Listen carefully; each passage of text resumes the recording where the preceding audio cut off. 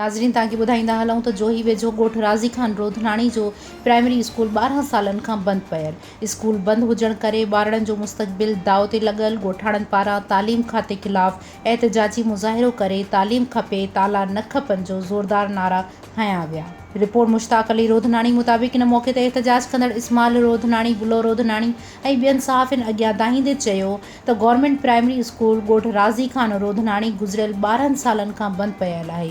ॿारनि जो मुस्तक़बिल दाव ते लॻल आहे, पर अफ़सोस तालीम खाते खे असांजे ॿारनि ते रहम नथो अचे। हिननि वधीक ॻाल्हाईंदे चयो त स्कूल जी वक़्त सिर मरम्मत न थियण करे स्कूल भूत बंगले में तब्दील थी वियो आहे। असां केतिरा ई भेरा तालका ऑफिसर जोही खे शिकायतूं पिणु कयूं, पर को बि दादरसी करण वारो नाहे। ॿारड़ा स्कूल बजाए सॼो ॾींहुं माल चारण में मसरूफ़ हूंदा आहिनि। हिननि वधीक ॻाल्हाईंदे चयो त असांखे मुस्तक़बिल में ऑफिसर, इंजीनियर, पुलिस, वकील था घुरिजनि, न की बकराड़ ऐं धनार था घुरिजनि। ॻोठाणनि तालीम खाते जे वज़ीर, सिंध जे वॾे वज़ीर तक जे चूंडियल नुमाइंदनि खां मुतालबो कयो त जल्द खां जल्द गवर्नमेंट प्राइमरी स्कूल ॻोठ राज़ी खान रोधनाणी खे खोलाए तदरीसी अमल जो आगाज़ कयो वञे, जीअं ॿारनि जो मुस्तक़बिल वधीक तबाह थियण खां बची सघे। तालीम खपे।